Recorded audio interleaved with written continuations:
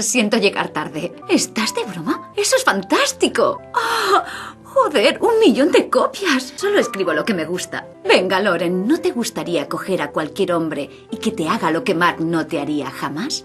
Gracias por venir tan rápido. Me arriesgaba que llamaras a otro.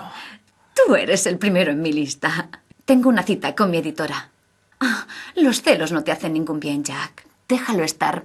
Mira, a mí me gustan las cosas tal y como están. Si quieres algo más, deberías buscarte otra persona. Hola, soy yo.